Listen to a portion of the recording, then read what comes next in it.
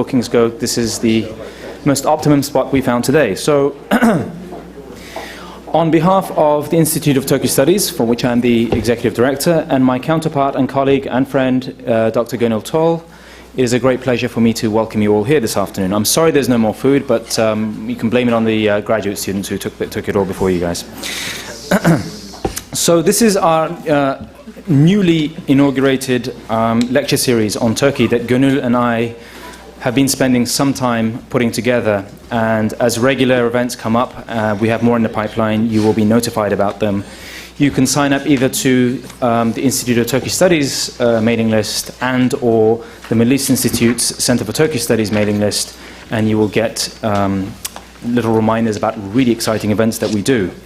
So I'm not going to announce the title of the panel today, except just to say that it is a highly critical and anticipated panel on something that concerns both Turkey, the United States, Syria, and all other regional countries. And as a result of that, Gönül and I spent some time trying to think of very prominent and interesting persons who could give us a highly informed talk on, or their opinions, informed opinions on the matter at hand. It's highly fluid, it's constantly shifting, and there are lots of question marks that all of us are waiting to hear answered. So, without me occupying the podium further, I will turn the floor over to our moderator and my colleague, Dr. Gönül Tol.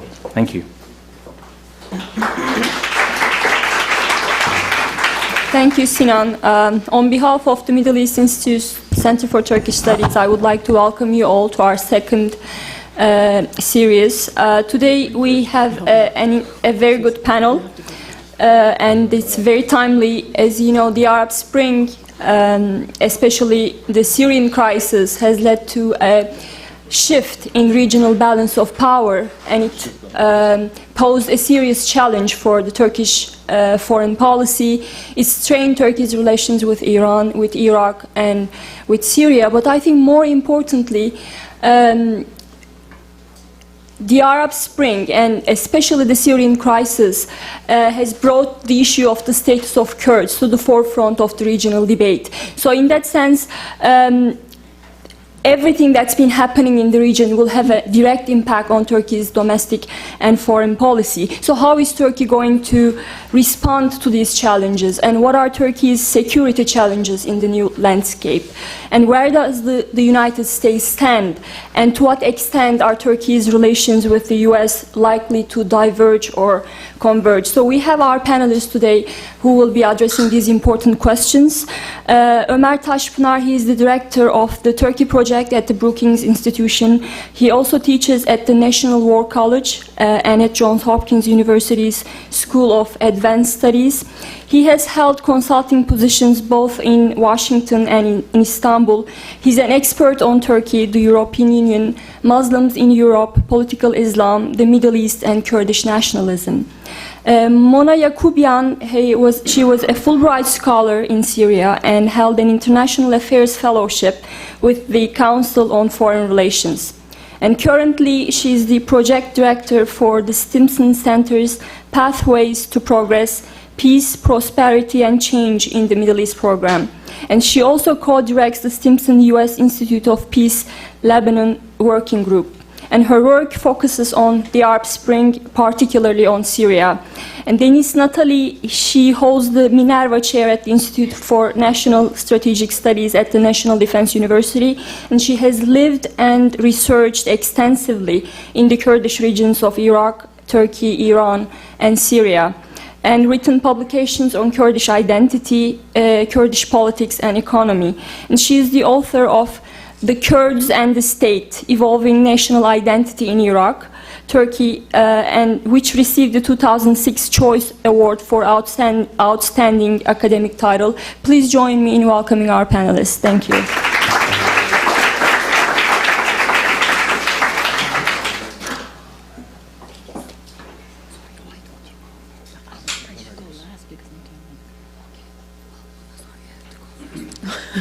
Do you want me to stay here? Or?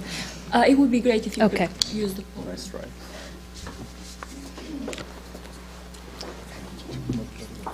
Okay, good afternoon. I've been nominated to go first. So First, thank you to the Middle East Institute and the Institute for Turkish Studies for this invitation.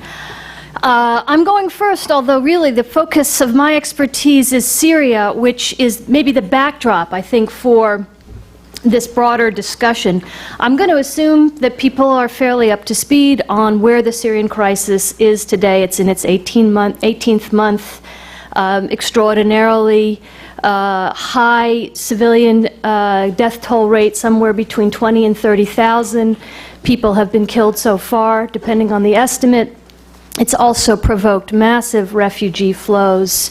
Right now, I think the number is around 300,000, of which a substantial number, 90,000, are in Turkey, including an additional, on top of that, 40,000 who are Syrians that are living in Turkish cities. So it's had a tremendous impact inside Syria, but also on the region. What I will do, maybe to help set up the panel, is just first talk a little bit about U.S. policy towards Syria, and then a little bit on where the policy may converge or diverge with Turkey, although again, I think the panelists, other panelists may be better placed to talk about that. In terms of U.S. policy towards Syria, the larger strategic objective that informs U.S. policy has been the notion that Assad must go. This was the statement that President Obama made in August of 2011. That's been the animating principle behind the policy. But at the same time, there's been a critical challenge associated with that. And namely, it is how to achieve this objective while maintaining regional stability and also protecting U.S. national security interests in the region. And it's really, I think, this fundamental tension that resides sort of at the crux of U.S. policy toward the Syrian crisis. Reflecting these concerns, the Obama administration has remained opposed to military intervention in Syria, that is, opposed to a no-fly zone or safe haven, and they also, at this point, on the record, are opposed to arming the opposition. And I'll unpack this maybe a little bit in a moment. More broadly, I think it's important to understand, as Gönül was setting up the Obama administration's policies on Syria through the prism of the Arab transitions and this historic period of transformation that the Arab world has embarked on. So as with Tunisia, Egypt, Libya, Yemen, the U.S. has underscored that autocratic dictators have to go. But they've also underlined the importance that these are homegrown uprisings, that the demands for change are coming from within, and that they're not being imposed from the outside. Second, again, has been this key principle of how to balance a desire for change and democratic transformation in the region with U.S. national security interests. And we've seen these tensions come up in various cases. I think Bahrain is perhaps one of the most prominent ones in the Gulf, where the U.S. has really stepped back substantially from pushing for democratic change. Syria, I think, is the other case where you see these tensions at play. Concerns about growing extremist influence inside the country, mounting chaos, as well as broader spillover in the region, has really prompted the Obama administration to act with great caution. Now, if we're to try and unpack U.S. policy towards Syria today, it's described as residing on three pillars.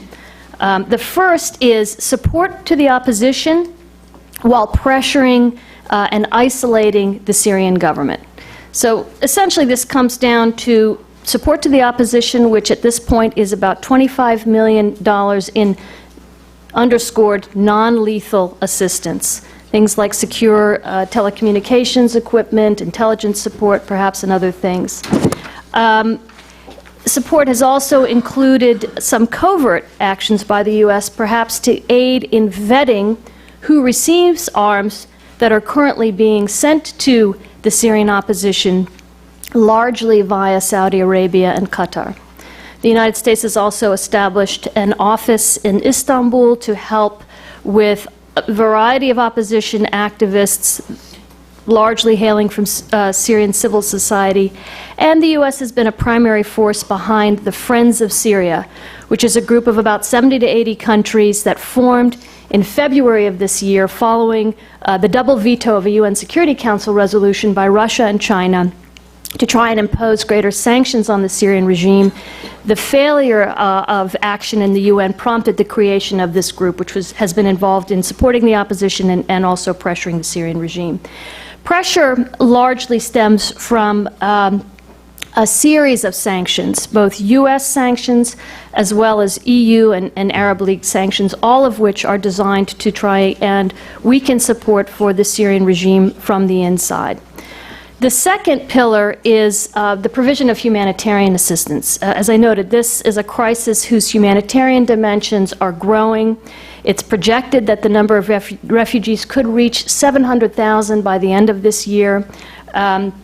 A substantial number of Syrians, 1.2 million, are internally displaced. There are estimates of 2.3 million people who are in need of humanitarian assistance. The U.S. currently provides $100 million both inside Syria and to neighboring countries. So that's one, second pillar. The third pillar is planning for the post-Assad transition. And here the real focus has been working with various aspects of the Syrian opposition to help them to unite. Unfortunately, those efforts really have not yielded much success to date. And there's also been a more concerted effort to help devise a transition plan for a post-Assad Syria.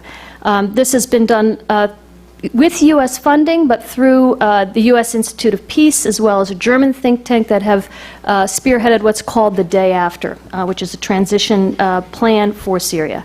And finally, beyond these three pillars, there's also, of course, a degree of contingency planning that's going on in Syria that has to do with, in particular, Syria's chemical weapons stockpiles, and the need to have some kind of response should the Syrian government either use those chemical weapons or those stockpiles no longer be deemed secure.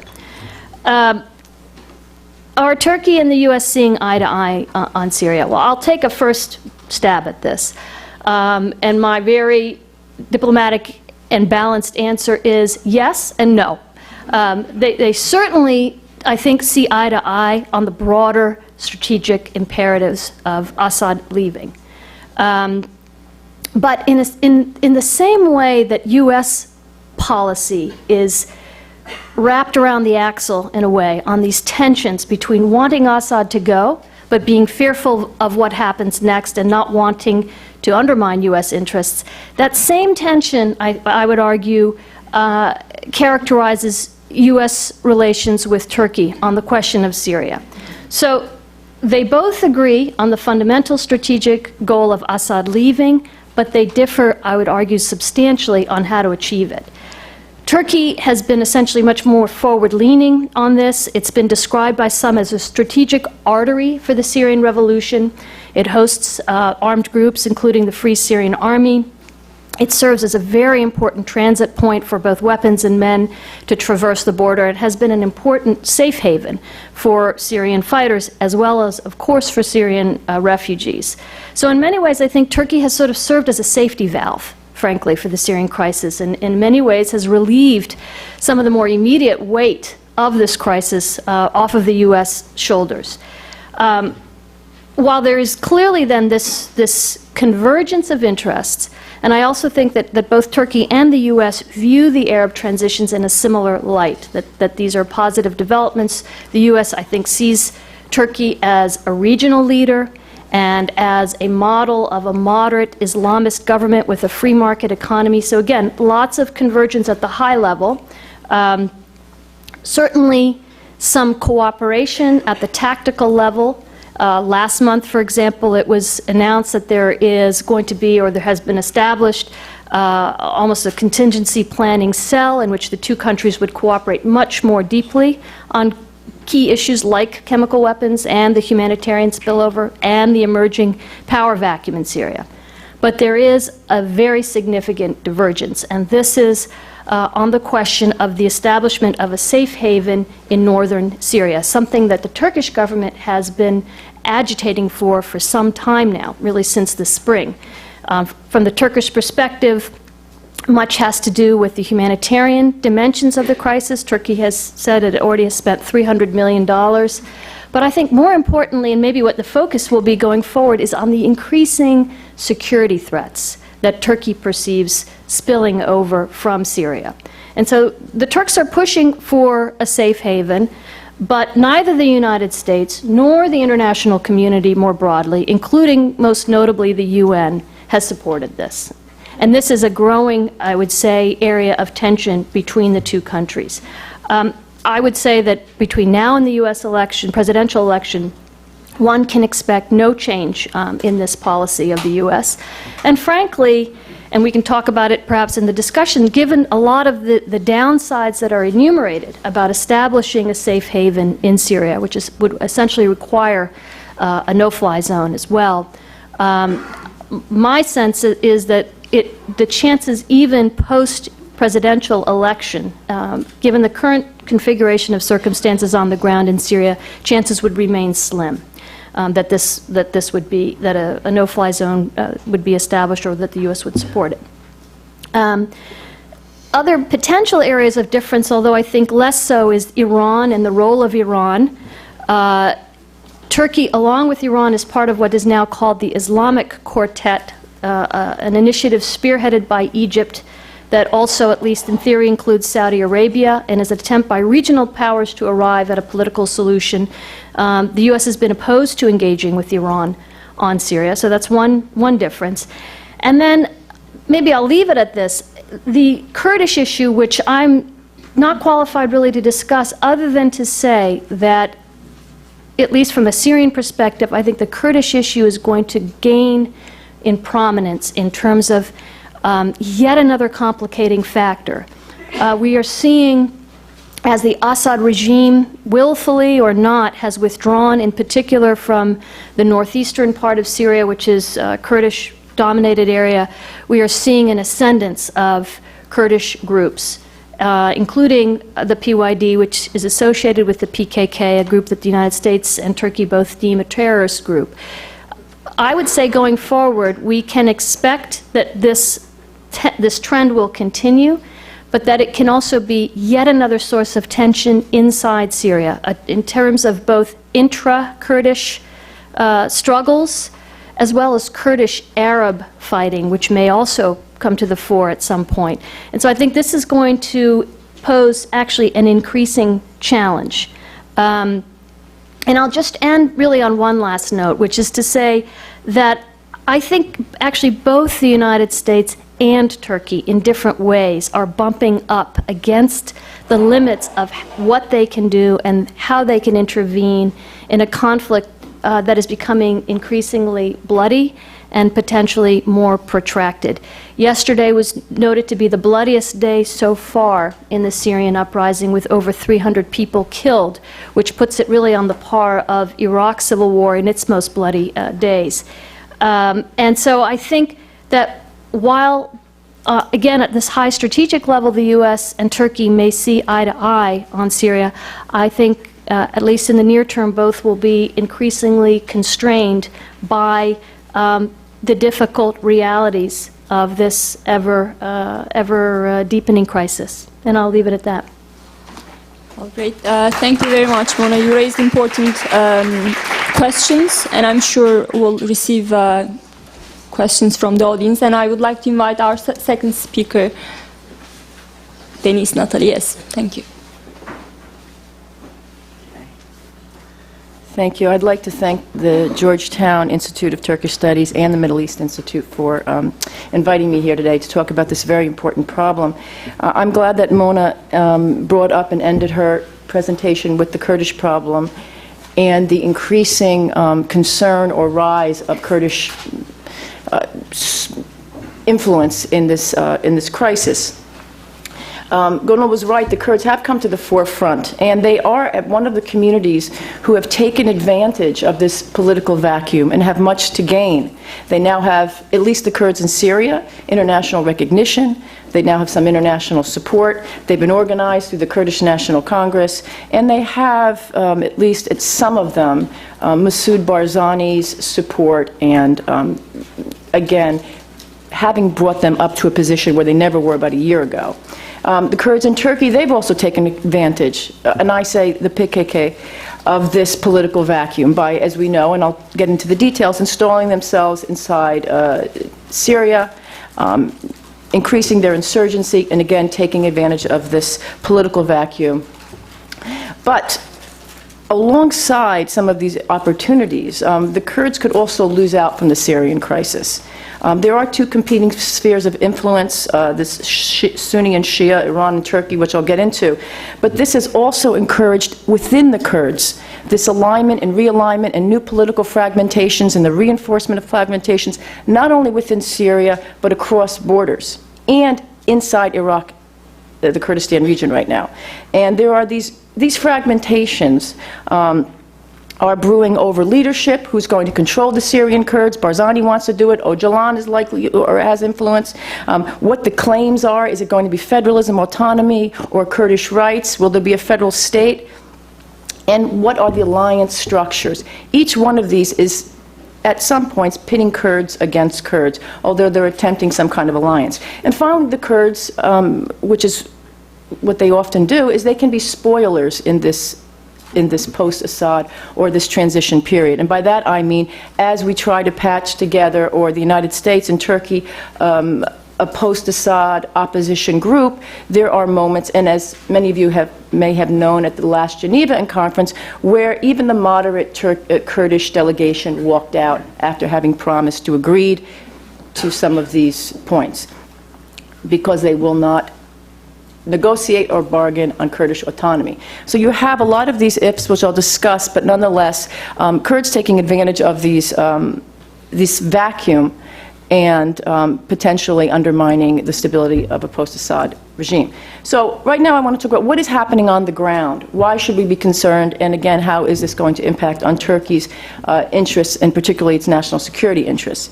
At the regional and local levels, this is being played out by those who are supporting Turkey, and by that I mean Barzani, Masoud Barzani, the head of the Iraqi Kurdish government, the SNC, and this grouping of 16 small Kurdish groups in Syria now called the Kurdish National Congress, which would not join the Syrian National Congress, Sunni Arabs and some of the Muslim Brotherhood, and those who are influenced by Iran. And this is not just Baghdad, Assad, but the PUK, and Jalal Talabani, who has been given orders to stay out of it. And you'll notice that there has been, the PUK or Jalal has been quite quiet about intervening in the Syrian affairs, and that this Kurdish National Congress has largely been a Barzani-initiated program going on in Erbil.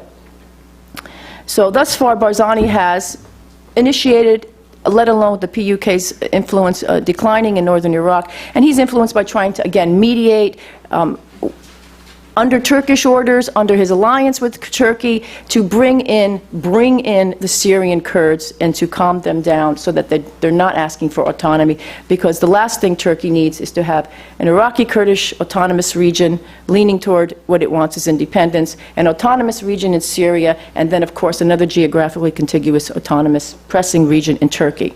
That's, I think, too many. So these are the types, and so what you're having is now these power struggles within, not only between these two blocs, but within the Kurdish communities, as Mona indicated herself. Who are these groups?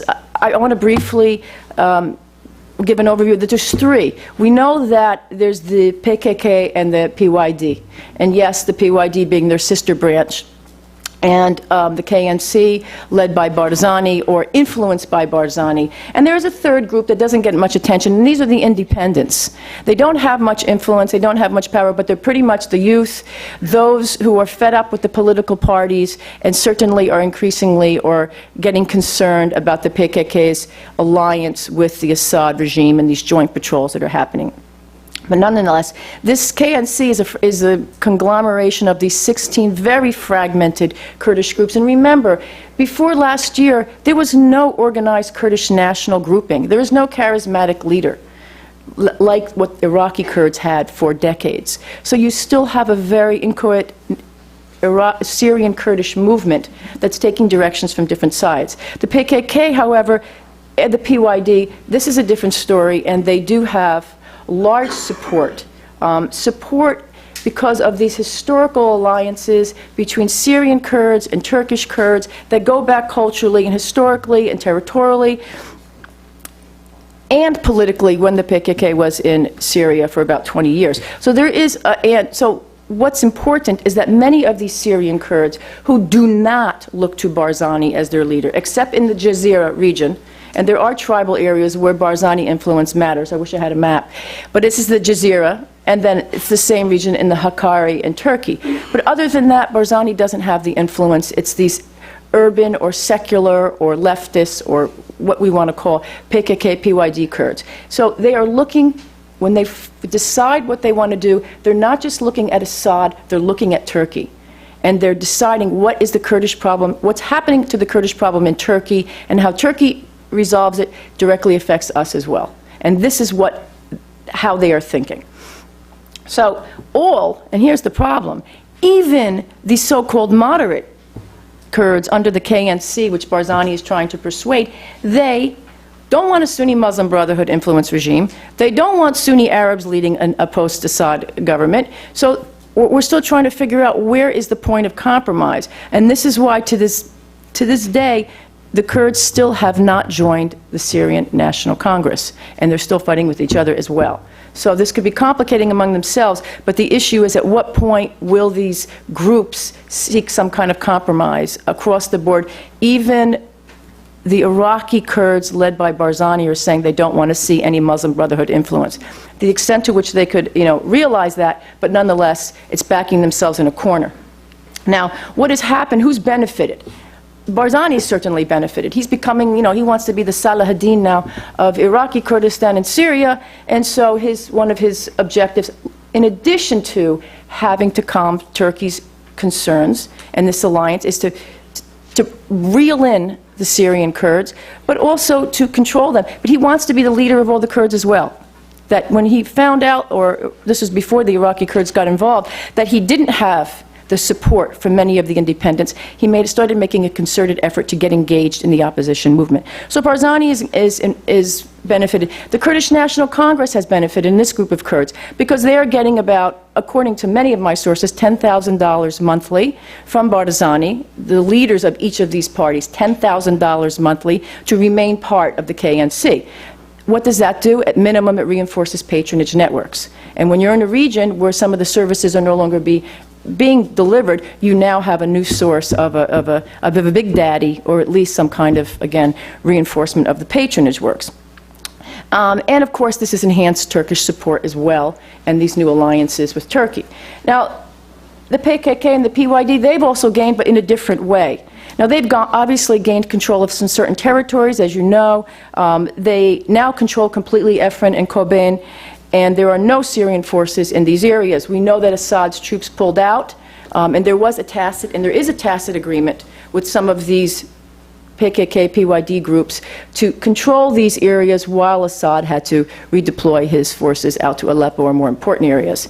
And again, to pose a threat to Turkey. And the third is that there are also, again, I've had lots of conversations with the Syrian Kurdish Alawites. There's this smaller Syrian Kurdish Alawite community. You always have to cut the population figures in half. So they say 20,000, let's just say about 10. But in the areas north of Aleppo and the northwest. And they may not be significant in numbers, but what's important is, they say, many of the important PKK, PYD leaders are Alawite Kurds. They do not, this group, recognize Salah Muslim as their leader because he's a Sunni Muslim Kurd, saying he's the head of the PYD. Already you can see these fragmentations within the PYD, but also these Syrian Kurdish Alawites do have alliances with Assad's Alawites and some level of confidentiality. So nonetheless, there are joint patrols. There's joint patrols between the PYD in the northeast and Assad's, creating new concerns by some of the Kurds that PKK and PYD is getting too close to Assad. And again, Qamishli is still under, and the Qamishlis, the tribal areas, that's still under Assad's control. Now, many people, I wanted to hit on to, many people are looking at these mobilizations and worrying. It's interesting to read what comes out in the press. The Syrian Kurds are going to have a state and there's autonomy, and you know, I'm very skeptical about this. I'd love to get into why they can't by looking at what Iraqi Kurds did and what they had, but nonetheless, I don't see this as necessarily a forward-moving process, not only because they don't have the international support without a safe haven or no-fly zone or international aid. There's too many known unknowns. In the absence of a leadership, a joint leadership, mobilization structures, organizational unity, the Syrian Kurds are already starting off in not a great position, but there's a lot of known unknowns, as I say. And the way that these issues play out can help us determine what are the prospects for the Syrian Kurds and what should we expect on the ground. One is how long Assad will survive and how long this crisis continues. The longer the power vacuum continues, the longer that these PKK, PYD groups can continue these local administrations. It's a lot easier to kick somebody out after 2 months than it is after 2 years, and after the local populations, like they did in northern Iraq, got used to, and the Kurds themselves got used to running their own affairs. Right? It's going to be much harder to pull back Kurdish autonomy in northern Iraq today than it would have been 10 years ago. So the longer this goes, this is not great for Turkey, in the sense that you don't want to see a strong Kurdish autonomous region on this border. The second is what kind of regime will emerge if and when Assad leaves power. Again, depending on the extent to which the Kurdish groups are willing to negotiate, all of them that's spoken to me keep saying, we will not have ever a Muslim Brotherhood Arab nationalist government. I don't know who's left. And so if there is no willingness to see an alternative that has to acknowledge Kurdish rights, acknowledge an autonomous Kurdistan region, be a federal Syrian state, you may have, again, internal conflict, not only between the Kurds and the next Sunni Arab, whatever government emerges, but between the Kurdish communities themselves, and I'll get to that. Three, everyone's worried, and I would be concerned, and for Turkey this is a concern, that the PKK and the PYD, who are also the PYD getting support from Iran in this situation, that they have more resources and they have increased their insurgency. And what's happening in southeast Turkey is probably the worst that's happened since the civil war with the PKK emerged. And this has transferred over to a third haven. The second one now in Iraqi Kurdistan. For how long has this been? Over a decade. In Turkey and now Syria. But as the events unfold, the PKK or the PYD will also have to deliver. They can say they want to be a local administration, but at a certain point, right now Barzani's feeding a lot of money into it, and it can be very effective in buying people off. But what is the PKK doing or the PYD doing to assure security, services, education, local administration? The longer time goes on, they can instill themselves, but if they can continue with the type of coercion and threats that they've conducted in southeast Turkey over the last 20 years, they may actually lose popular support as well. So we can say, see if they'll shoot themselves in the foot. We're not sure. So what can they deliver, and will they be able to do it to effectively gain and keep the support, the large support that they have right now? And the third is, to what extent will the Kurdish situation in Turkey be resolved, or at least making steps to be ameliorated, because this is what the Syrian Kurds are looking at. And if they see that that's being resolved, there could be an increasing acceptance or possibility that a Turkish-led post-Assad regime isn't going to be all that bad after all. Because they're saying right now, if the Kurdish problem isn't resolved in Turkey, then why should we join this pact too? So that's an issue to look at. And finally, Iraq and the Kurdistan region. What relationship is Barzani and the Kurdistan regional government going to have with the next Syrian regime? Because right now there's a lot of, we need to support our fellow Kurds, but if you look historically, the last 30 years, the KDP and PUK have been installed in Damascus with the tacit support of Assad and the Mukhabarat. 30 years. And if you look at the relationship that the Iraqi Kurds have with regional states, they have not sacrificed their relationship with Tehran, with Ankara, or with Damascus for fellow Kurdish dissidents. Instead, there's been tacit agreements to control Kurdish nationalists. So the extent to which Barzani can both pacify and assuage Turkey and also show his fellow Kurdish nationalists that he will support their autonomy demands is going to actually put increasing pressure between the two groups. Let me conclude on what the implications of these trends could be on Turkish interests and stability in the region. One, I see this ongoing again. It's very clear that it's undermining Turkish national security interests, not only reinforcing PKK activities in the region, but internally. I was at some event yesterday and someone said, the days of Kurds fighting each other are over. And I got surprised. I said, you know, which Kurds and where? I don't see that these days are over, certainly not in Syria. Perhaps Iraqi Kurds have got past that after having their own civil war, and I'm not too sure. But certainly in Syria there hasn't been. And there are very tense relations between the PKK and the KNC or some of Barzani's groups. So you would need to look at how are these internal divisions and rivalries going to play out and add to the conflict. I see this also as long as this situation continues with the PKK and the border security, this is undermining Turkey's energy sector ambitions as well. Turkey wants to become a regional energy hub. It's got important investments in Iraq, in northern Iraq, and it's going to be very hard to build any type of pipeline or export or repair pipelines when you've got a region that's highly unstable and challenging to investor confidence. This also shows, and I'm sure, and I've been talking to many Turkish scholars and policy people, that they're starting to question and understand the limits of the Turkish Kurdistan Regional Government or Turkey-Barzani alliance. You know, there had been hopes that Barzani was going to, A, deliver the PKK for oil, and there would be also now controlling Syrian Kurds. And he can't do either. We certainly know that the PKK still remains in northern Iraq, and now it's in Syria, and in fact, Barzani's influence has declined in Syria because of his alliance with Turkey. So this may suggest to Ankara, and while this is happening, there has been, of course, increasing tensions with Baghdad, a regional state that I don't think Ankara can afford to lose.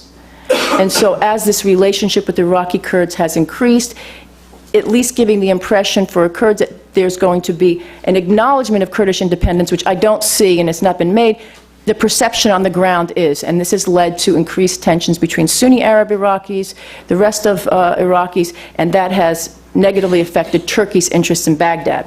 The most recent being Baghdad cutting off Turkey's commercial interests or licenses, and maybe that's temporary.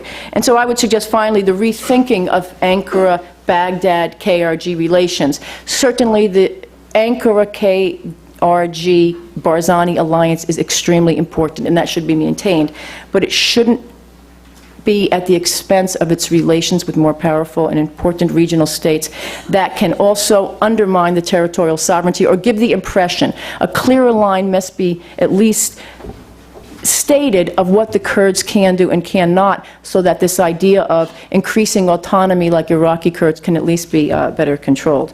And I'll leave that at that. Thank you.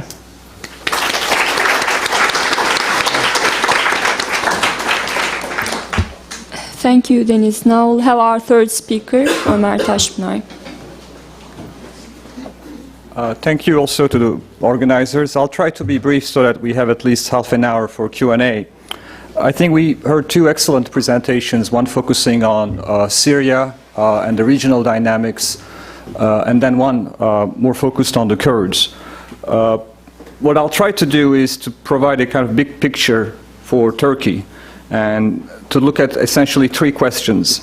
What was Turkey's Syria policy before the uprising? What was basically Turkey's approach to Syria before all this mayhem began? Then the second question is why Turkey took the position it took. Why Turkey so quickly decided in a way that it was time for Assad to leave after the quite opposite direction that it had just a few years ago with Syria. And then finally, why today Turkey's current Syria policy is under severe fire at home. Why there is this anger growing in Ankara, in Turkish public opinion against AKP's foreign policy. So let's start with basically the first question. What was Turkey's Syria policy? I think by now you're all familiar with Ahmet Davutoğlu's zero problems with neighbors policy. And Syria was the crown jewel of that strategy. After the very problematic 1990s, during which Turkey had bad relations with most of its neighbors, when the AKP came to power, it adopted what is sometimes referred to as a more neo-Ottoman approach, which was essentially trying to rediscover Turkey's strategic depth as a country that has an imperial legacy, that looks at the region not through an imperialist lens of trying to have territorial ambitions, but essentially exerting soft power, influence, and economic interests, that there's actually a market out there, money to be made, trade to be made, merchandise to be sold, and to try to establish good relations with Iran, Iraq, Syria, but also even Armenia with the opening became part of this new Turkish foreign policy. Today, of course, the joke is that, you all probably heard this, in the last 2 years, from the zero problems with neighbors, Turkey is in a position where it has zero neighbors without problems. All the neighbors have problems, and Turkey has some problems with all its neighbors. This is not necessarily Turkey's own fault. Part of the criticism today is directed to AKP for the failure of the zero problems policy. Well, it was hard to predict what was going to happen in Syria. It was hard to predict what was going to happen in Iraq. And Turkey tried to have good relations with Iran, but it failed in certain ways to deliver the mediation efforts that it tried on the nuclear question. So this failure of zero problems with neighbors is not really something that I think we can squarely put on the shoulders of the AKP administration.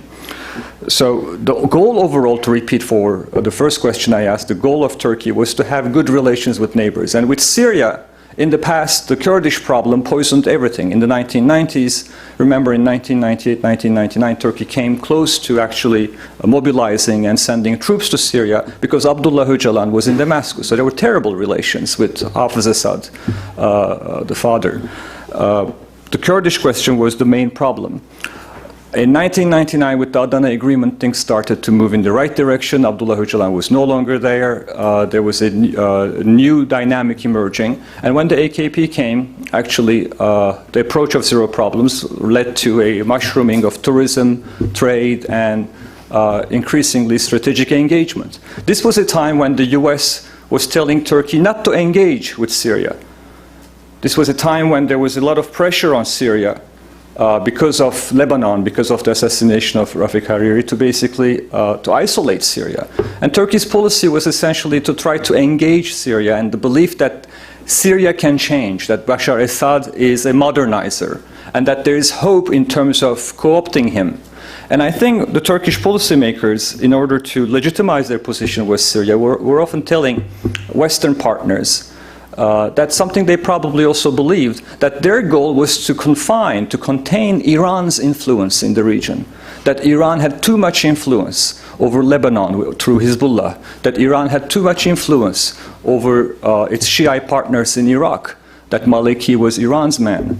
And in Syria, of course, Bashar was in a way condemned to this relationship. He had no other alternative than Iran. So let's give Bashar an alternative other than Iran. Turkey can become that alternative. Let's try to co-opt him. Let's try to move him in the more pro-Western camp, was the Turkish narrative. This was perceived probably very naive by Washington, on the grounds that Syria would that the Wahabis would never change. It was perceived very naively by old Middle Eastern hands, but Turkey overall had this policy of engagement. And I think one mistake Turkey had is the belief that it had really leverage. It believed that it had leverage with Bashar. And this gets me to the second question, why Turkey took the position it took. When the uprising began, and when it became obvious that there was a strong Sunni against Alevite dimension to this uprising, when it became clear that there was a kind of Muslim Brotherhood mobilization, and impacted by what was happening in the rest of the Middle East, Turkey initially took the position that it had leverage, that it can move Bashar Assad in the right direction. It had high aspirations. It believed in this leverage. It believed that strategic engagement, this 8 years of good trade relations, good political diplomatic relations would pay off. If there was one country that can have leverage over Syria, it was Turkey. That was the belief in Ankara. And Ahmet Davutoğlu and Erdogan spent hours, dozens of hours, trying to convince Bashar that he should include the opposition, Muslim Brotherhood, in the government, that he should actually move forward with opening the system. When you have such high aspirations and when you believe in your own narrative that you have actually leverage, your frustration is much higher when you realize that you don't have leverage. When you realize that this regime is actually engaged in regime survival. And when you're engaged in regime survival, you don't compromise with your enemies. In other words, there is this cliche saying in the Middle East that you don't lose your seat in the Middle East when there is regime change, you lose your head. So there was a sense that Bashar was not going to just try to co-opt, open a little bit. He realized that this opposition needed to be crushed. And when he went very aggressively against uprising, the frustration of Turkey grew. And let's not forget that the AKP is very sensitive to this. I think the fact that bloodshed continued during Ramadan a couple of years ago was an important factor for the Muslim sensitivities of the AKP. Increasingly there emerged a sense in the Turkish media and in the Turkish public opinion that this is an Alevite regime massacring Muslims, Sunnis. And there was a sectarian dimension that was beginning to this. And I think there's this sectarian dimension now that is also complicating things in Turkish foreign policy. So Turkey took the position it took because the prime minister was frustrated. And he took it personally. He realized that he did not have leverage with Bashar Assad, someone that he considered his little brother. He considered him almost part of the family. And the realization that he will not do what Turkey is telling him to do put Turkey under a difficult position in the eyes of Western powers too, because Turkey's main narrative, remember, was, we have leverage. When people said to Turkey, no, Iran calls the shots in Syria, you don't have leverage, don't fool yourself. Turkey was saying, no, we have actual leverage. Well, the test came with the uprising, and Turkey realized that it did not have leverage. Iran did have leverage over what was happening in Syria, and that created a lot of frustration in the eyes of the prime minister, and he sharpened the tone. He became increasingly angry, and also there was, I think, a calculation that the uprising would be successful, that this was a matter of weeks or months, that sooner or later what happened in Tahrir Square would repeat itself in Damascus, in Aleppo, and the regime would fall. And Turkey would be on the right side of history. This is something very important. To this day, the AKP officials, if we had an AKP official here, mostly he, would say, we are on the right side of history. We are on the right side of history. We may be criticized now for having this kind of aggressive foreign policy, but one day there will be a new Syria out there. And they will thank us for the position we took. That's the kind of narrative that you hear. Well, then the third question, why is Turkey under severe criticism now?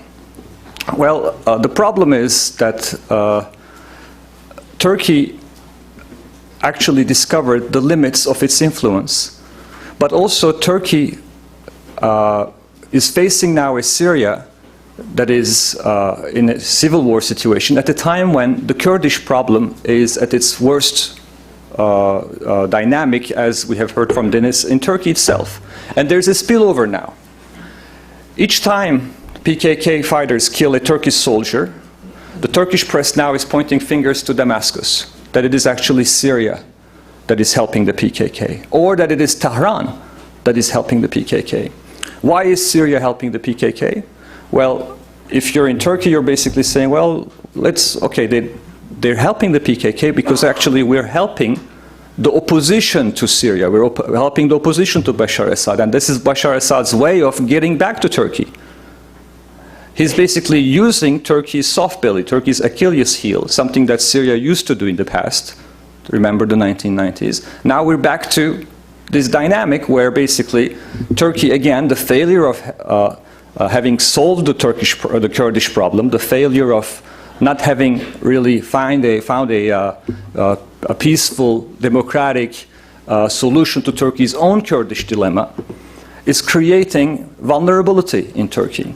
And there's a lot of anger towards the government coming from liberal Democrats who blame the AKP for adopting an increasingly nationalist tone against the Kurds, for having forgotten this whole constitutional reform agenda, having forgotten the EU, no longer adopting basically this image of a country that, a party that is reformist, that wants to actually embrace everyone.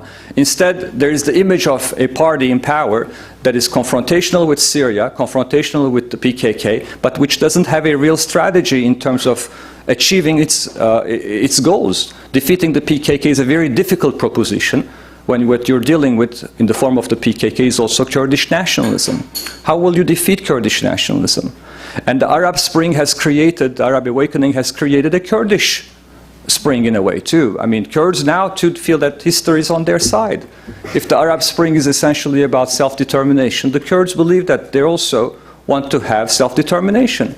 And this image of basically the Kurds in the Middle East uniting and the PKK bandwagoning on what's going on in the Middle East is creating a lot of criticism in Turkey for the failure of having solved Turkey's own Kurdish problem. That's one dimension of why there is severe criticism of AKP. Mishandling of Syria, not understanding that this regime is stronger than it looks, that it may take longer for Bashar Assad to fall, and that in the meantime he can really hurt Turkey. Another criticism is the sectarian dimension. There is this belief, especially among Kemalist segments in Turkey, that AKP has adopted an essentially pro-Muslim Brotherhood, pro-Sunni strategy at the expense of Turkey's traditional Kemalist foreign policy, which tried to transcend these sectarian divisions. There's this perception now, especially among, as I said, the secularist Kemalist camp, but also among the Alevis of Turkey, which is a sizable minority. Numbers are disputed. I mean, some people argue they're only 5%. I've seen numbers as high as 15, 20%. But it's a sizable minority. And one thing we know is that, I think, compared to the average non-Alevi in Turkey, Sunni, they have a more positive view of Bashar Assad. They consider this regime as a secular regime. And they are very, very pessimistic about what would happen in Syria after Assad is gone. A Muslim Brotherhood-dominated Syria, in their eyes, may lead to either Islamization of Syria or a civil war, a la Iraq, maybe worse than what we have seen in the last few months. The dynamics now are already leading in that direction. So another dimension of the criticism of Turkey's policy is, in addition to the Kurdish one that I just outlined, is the sectarian dimension, that this is essentially a Sunni solidarity strategy. Finally, I think it's important to also understand that there is a frustration with Iran in Turkey, a growing frustration with Iran. Because after all, Syria is not just Syria. The reason why Syria is so complicated, the reason why Syria is not Libya, is essentially because you have the sectarian dimension, the Sunni Shiite dimension, and you have Iran in the picture. No one wants to really pick a big fight with Iran at this point. And if you send troops to Syria, this can easily turn into a proxy war where you would be fighting to a certain degree Iran. And it can easily turn into a proxy war between Saudi Arabia and Iran. So there is this concern in Turkey that Iran is behind the picture. Iran is helping Syria, obviously, but Iran is also trying to hurt Turkey via the PKK. Why would Iran help the PKK? Why would Iran try to hurt Turkey? All you have to do is to put yourself in the shoes of the regime and think about what Turkey did last summer. Turkey said yes to radars of missile defense, missile defense related to NATO. What is missile defense for, and what are these radars about? It's essentially targeting a defense missile system for to protect the region from Iran. And Iran felt that Turkey, in the past that used to be an honest broker, a mediator with the United States, now has taken a very blatant pro-American position. And this is their way of basically hurting Turkey. And AKP is in no winning position because it's being blamed by everyone at this point. It's being blamed by the secularists, it's being blamed by the CHP, which basically says the AKP is following a pro-American imperialist foreign policy. It's being blamed by his own camp too for saying, well, you're not strong enough. So this is a very difficult time for the AKP. And it doesn't help that the Prime Minister and the strategy right now is unable to really make long-term plans. in Turkey, because Turkey is a democracy, because there are always elections, the plans are always based on populism, a ballot box, and elections. And Erdogan cannot really do the things that he should do, which is, number one, tackle the Kurdish question at home, the most important vulnerability, because tackling the Kurdish question at home via the constitution right now would mean losing votes to the nationalist camp, to the Turkish nationalist camp, within his party too, but also to the MHP. Erdogan obviously has plans to continue his political career, probably as president, and he wants to get elected in 2014 with a very wide majority. And if you want a wide majority, you cannot tackle the most sensitive, the most delicate question of Turkey and risk losing votes. Statesmanship requires sometimes risking losing elections. He's not at that point. He wants to win the next election, and he wants to win it big time because it may be about the presidency, especially if he wants to change the system into a presidential system. He needs to win even bigger. So this is not a time when he can tackle the structural problem of Kurdish identity or redefining Turkish citizenship. He's unable to do that. And he's being criticized in that sense by many people in Turkey from different political camps. And at the end of the day, I think what we have seen in Turkey, and I'll conclude with this, is this growing gap between the narrative of strategic depth, regional superpower, a very strong country that is this new Turkey that has leverage in the region. And Ahmet Davutoğlu still believes in that narrative. The speech he gave a few months ago in the Turkish parliament was very interesting, where he said, we own this process, we are shaping this process of Arab awakening, that we are very active, that we're not at the mercy of events, but that essentially he is very much in charge, and that Turkey is influential, has leverage. And that's the narrative, but when you hear that in Washington and you say, okay, you're the superpower, okay, you have this kind of power, then act on it, do something in Syria.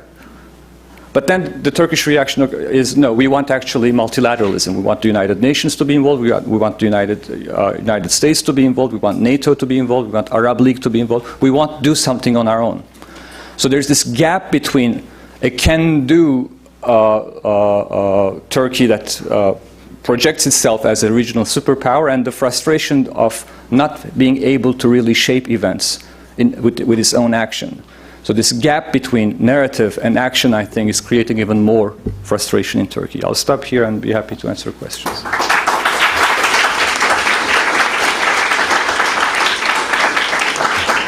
Thank you, Ömer. We have about half an hour, and the floor is now open for the questions. We have two mics on the sides. Please kindly get up and identify yourself.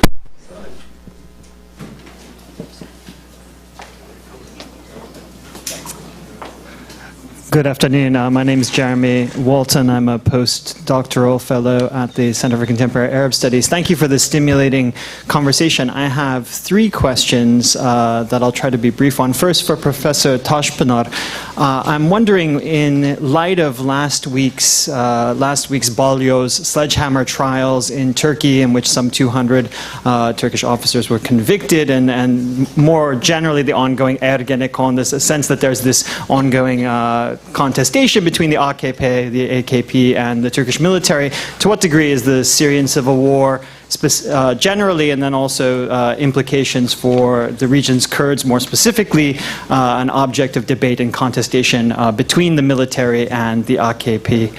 Secondly, continuing with the issue of the Kurds, and this is for I think especially for Professor Naftali, but also for Professor Taşpınar, I think there's a dangerous, and I mean that in a variety of ways, a dangerous tendency to conflate the PKK with Turkey's Kurds in general, and to not talk about the recognized political representation that Kurds do have in Turkey, the BDP now, although of course it's rather embattled. So I'm wondering just what does it mean to talk about Turkey's Kurds and evaluate and assess the position of the Kurds regionally with reference to more than just the PKK when it comes to Turkey's Kurds. Finally, a naive question for everyone, but it came to mind. What does hydropolitics have to do with all of this? given the GOP project in the southeast and the fact that the Tigris and the Euphrates do have their headwaters in Turkey? So there are 3 questions. Thank you. Let's take one more question, and please try to be brief because we don't have much time. Yeah, Lamari Bedford, EIR News. I have a question for Omar Tasmanar. Specifically, you mentioned proxy war with regional powers, but I'd like to hear you speak also more on the greater regional powers such as Russia, and in terms of what kind of proxy war are we seeing between the United States, Russia, and also China in regards to the Middle East in this particular region. Okay. I think especially the last question, Mona, you can also chip in because it's not exactly my area of expertise, especially the Russia-China dimension. Let me try to answer the question on Balyoz, Ergenekon, and what's going on in terms of civil-military relations in Turkey and what's the connection with Syria, or whether there is a connection. The big question I guess we should ask is, what is the state of morale within the Turkish military? And there are 2 different narratives. When I ask people that I know in the top brass in the Turkish military, they're very careful in what they say in terms of political correctness, and they say that no, the morale is high. We don't really think that what's going on in terms of Ergenekon, Balyoz, etc., is really impacting the fight against the PKK or the overall strategy. There are also people who criticize AKP, more on the Kemalist camp, not within the military but outside the military, who say it's impossible that there is no impact, that there should be some impact of basically this earth-shattering events. I mean, it's a paradigm change what is happening in Turkey in terms of civil-military relations. For the first time since the foundation of the Republic, there is clear civilian supremacy being established on the military. The civilians are calling the shots. The military has been totally emasculated. This is not necessarily a bad thing, because in a democracy, civilians should be calling the shots.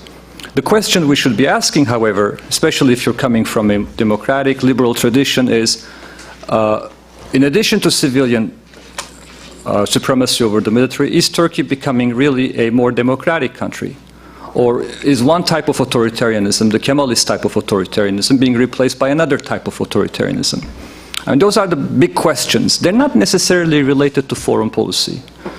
But I think there's a Kemalist tradition of foreign policy, and here the question is relevant. The Kemalist tradition of foreign policy is about not getting involved in the Middle East. And the military, I think, is a good representative, strong representative of that tradition. They don't want to get involved in the Middle East. They want to get involved only if they have to, and when they have to, when there's a Kurdish dimension.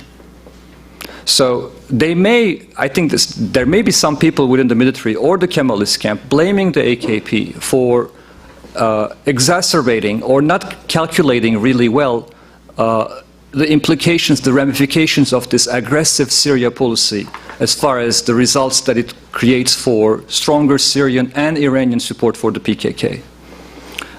That may be the kind of Kemalist criticism potentially coming from the military as well, that its policy, that AKP's very aggressive, at least narratively, the discourse of AKP, because I don't think Turkey is doing much when it comes to really arming the opposition, etc. We don't see much action. But this narrative is exacerbating the Kurdish problem in Turkey, and in that sense there is an issue.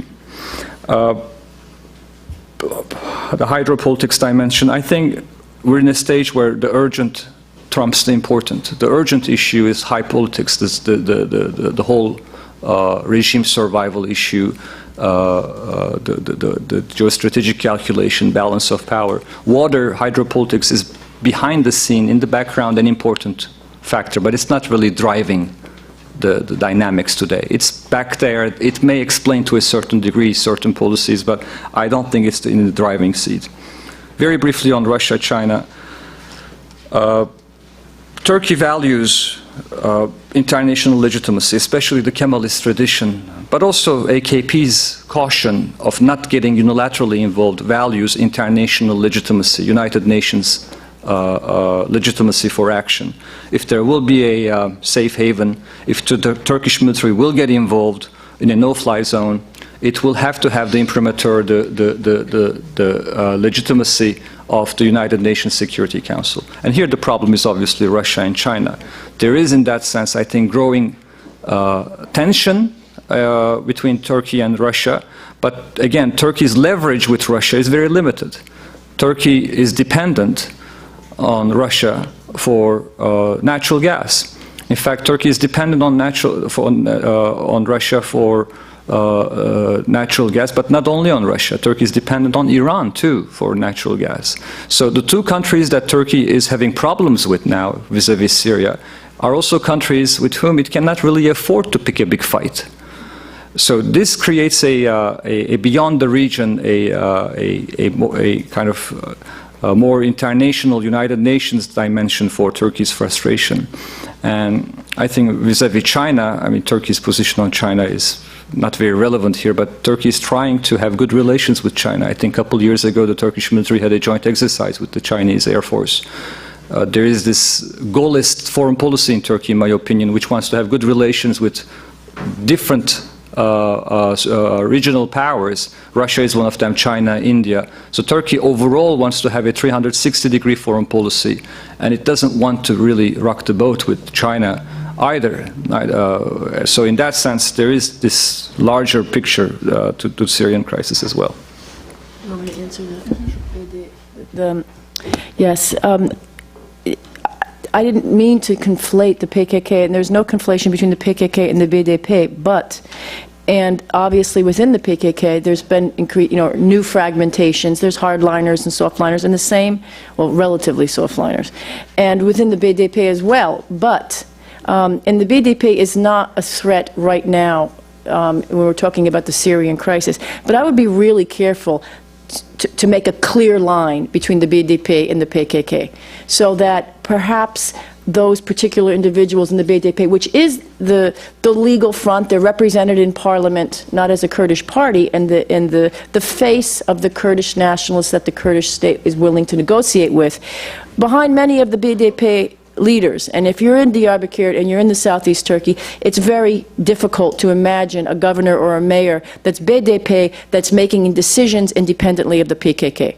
That's not to say that everyone supports violence, but the connection is very strong, and I would look at this more on factions within, but nonetheless, the BDP being the party in which Turkey, Ankara would need to negotiate. And the BDP does have delegations that works with Barzani. They're the one, he's trying to be the intermediary, again, between Turkey's Kurdish problem and Turkey's terrorist problem. So there are clear delineations made. But the BDP cannot, at the same time, act against the PKK. And that's where you would say, how different are they? When the BDP makes either a policy decision or a statement against the PKK, then I would say that there's a real clear delineation. Maybe just one quick word on Russia and China, because I think it's actually a significant factor affecting the trajectory of the Syrian conflict. And I would actually really isolate Russia more so than China. I think the Chinese just simply fall in behind the Russians. And it is simply this, that the competition going on in the Security Council between Russia and China on the one hand and the U.S. and its allies on the other has had a significant impact on the unraveling, if you will, of a potential solution, political and diplomatic solution to the Syrian conflict. Russia and China have vetoed 3 Security Council resolutions. And each time that these vetoes have taken place, there has been a measurable escalation in violence on the ground inside Syria. That is to say, Russia in particular is a primary sponsor of the Syrian government. Were Russia to withdraw its support from Syria, which is something that I and others had been advocating, in particular in the spring, when Russia actually joined the international consensus to support the Annan plan, and the hope was that the importance of this plan was not so much the 6 points, but the fact that it embodied an international consensus that would eventually perhaps be leveraged against the Assad regime.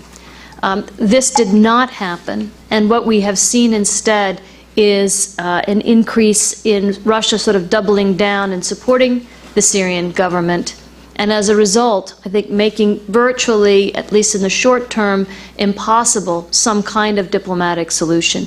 I think the primary thought was that Russia would support some kind of diplomatic solution because it is against Russian interests to see what we are now seeing, which is Syria devolve into a sectarian civil war. Russia is concerned about its own radical Islamists. But I think what we're learning is that perhaps for Russia, what's been more important is its own domestic concerns, concerns about dissidents inside the country, and a desire not to see the precedent being set by the Arab uprisings play out further abroad, namely in a place like Russia. So I think it's an important factor. Now you want to add something? Just very briefly on the Kurdish question, regarding the first question that we heard.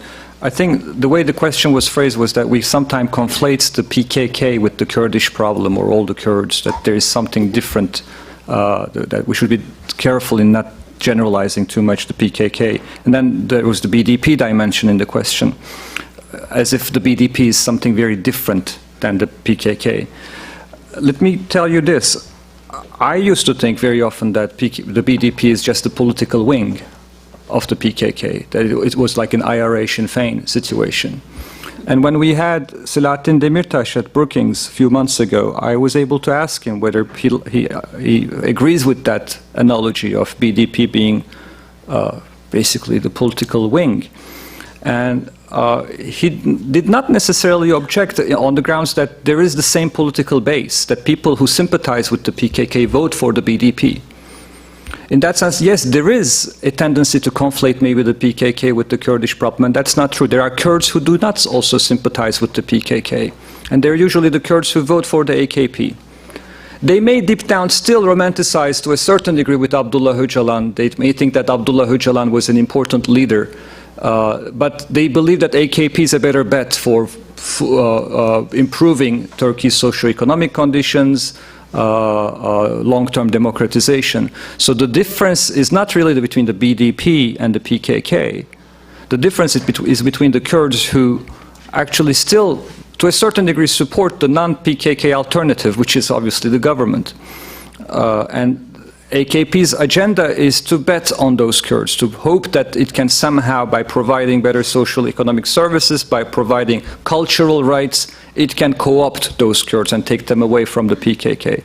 But the BDP, in my opinion, and so what Selahattin Demirtas said was very interesting. He said, we're not the Sinn Féin, because Sinn Féin actually had leverage, influence over IRA. We don't have influence over the PKK. We wish I had. I think that's in line with what you said. And I also want to build on what Omar said.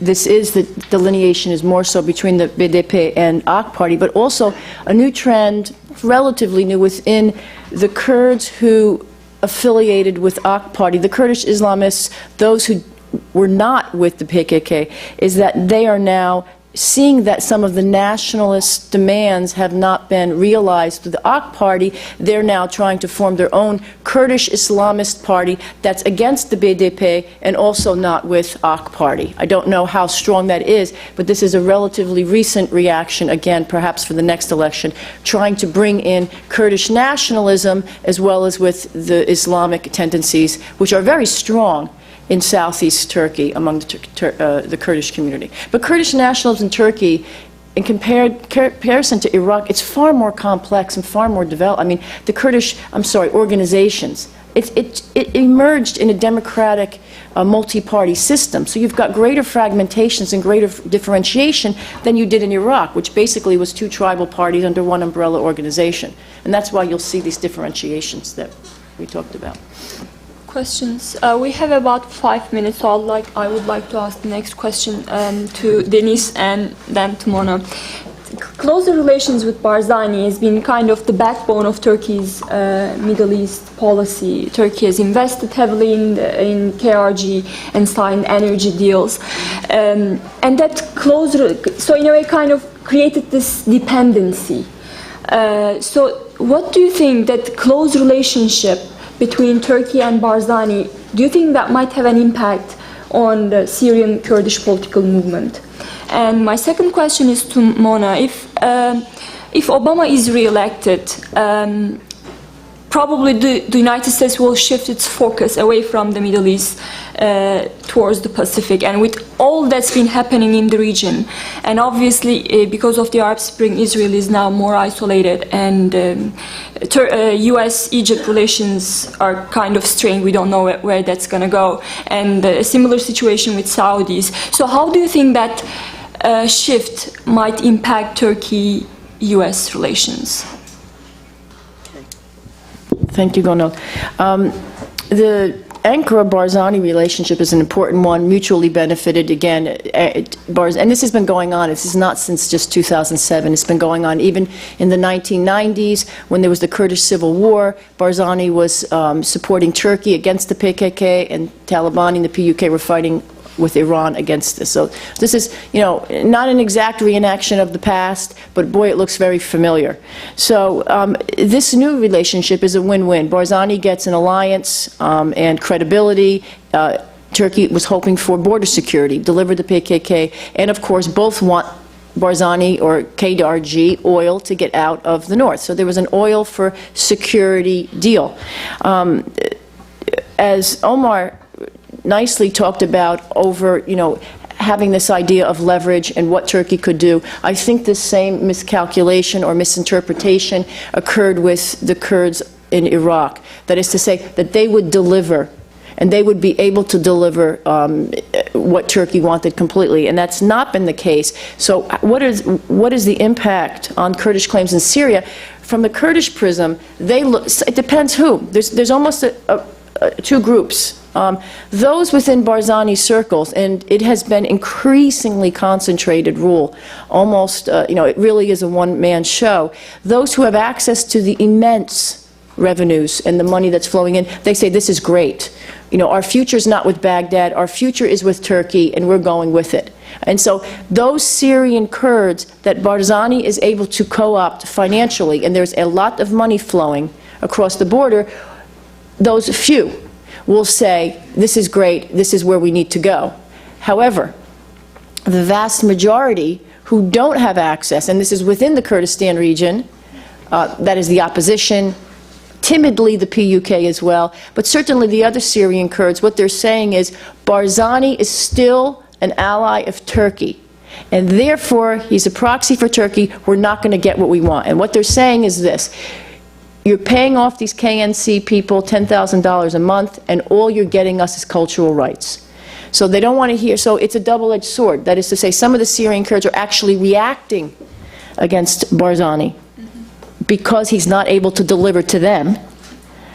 And then there are those small who say, and you don't know what's going to happen in 20 years, at the end of all of this, or regime change. If Barzani is able to co-opt, no one's looking to be liked. They're looking to be paid and to have services. When there was the last elections and I was a monitor, all these Kurds and students said, we hate the Kurdistan Alliance, we hate them. And they all voted for them. And I said, why? They said, well, because our parents will lose their salaries. And so you're starting to see who can provide the services, who can fill the vacuum. This is not about liking, it's about patronage networks. So this is moving in some direction, and a third depends on what the PKK is going to do. If they're going to go terrorize Kurdish populations in Syria and Kurdistan, then they're going to lose the support in some ways that they lost in the Turkish regions.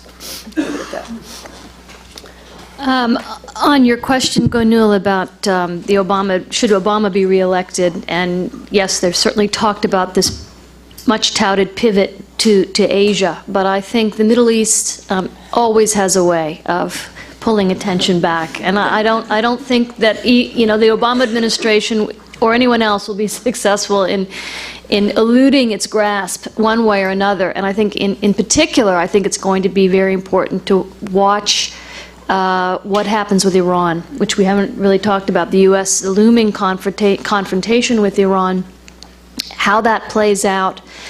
And again, I think my own sense is that I think Omar's points were really well taken. If we look at the kind of the trajectory of U.S.-Turkish relations and understand that prior to the Arab Spring there was a lot of tension over its engagement with Syria, over tensions with Israel. What we've seen, I think, if we take a step back and watch these transitions and the difficult challenges that are part of the transitions, we do see, I think, as, again, at this grand strategic level, a convergence between the U.S. and Turkey. I would think that continuing tensions with Iran would add to that or bolster that convergence. And again, I think going forward, it's really going to be about how the U.S. and Turkey together try to understand how to deal with the necessary spillover that comes as a result of the Syrian crisis, and ways in which the United States can help. But again, I don't see much resolution with respect to this question of a safe haven. But I think that I don't think it's going. We're going to leave the Middle East in the dust, and I don't think that U.S.-Turkish relations are going to suffer in any way in the coming administration. Can we take one last question? My name is Karwan Zabari. I'm with the Kurdistan Regional Government. I have a two-part question, both for Professor Natali. You seem to indicate, Professor, that the Kurdistan Regional Government's leverage, using its leverage in Syria, is bad for business. It's a lose-lose situation. The fact that Iraq and Iran are both supporting the regime, Maliki specifically, Qatar is supporting the Brotherhood, Saudi Arabia is supporting or funding the Salafis. Should the Kurds be using their leverage to help their brothers in Syria? And part two, you also indicated that the Kurds are refusing to join the unified Syrian opposition. How do you explain the fact that the head of the Syrian opposition is a Kurd? Thank you. Thank you. Thank you very much. I did not mean to give the impression that the Kurdish situation is a lose-lose. What I'm saying is it's actually, I wouldn't want to be in that situation right now. It's a very difficult situation. Because what Barzani has to do is he has to keep his alliance with Turkey. You have to, right? And, that is to say, assure Turkey that the Syrian Kurdish movement will not become too extreme. Correct? And on the other hand, he needs to show, like you just said, that he has Syrian Kurdish brethren across the borders who are saying, we want what you have. So this is not, I don't say that this is a lose-lose situation, but they're in a very difficult situation because you have two competing, or I would say contrasting visions. One wants Barzani to control the Syrian Kurdish nationalism, and the other one wants him to lead it or to advance it through his interests. So that's going to be one of the bigger challenges I see as the Kurdistan region is in the middle of it. Not that it's a lose-lose, but how you're going to play it. The second one, okay, I don't see the fact that Siada, the Kurd, is the head of the Syrian National Council means quite little, quite frankly. The Syrian National Council has lost so much influence as it is. He's a diaspora Kurd, and like many of the representatives on the SNC, although the effort was a good one, it's lost its credibility because it doesn't have influence on the ground. So the fact that they put a Kurd as a head does not mean that that representative, that person who's in charge for 3 months on a rotating basis, is actually got the support on the ground. So I'm talking about Kurds on the ground. I'm not talking about meetings in European capitals to show that there's some type of Kurdish presence. He doesn't have any influence, and the KNC, even in of itself, my question would be not that Siada is the head of the SNC, but why did the KNC walk out at the Geneva conference? I was told they actually made an agreement right before. They said, we agree to everything. And when everybody sat down, the KNC walked out. So that to me is the bigger dilemma. Okay. Well, thank you all for coming, and please join me in thanking our panelists.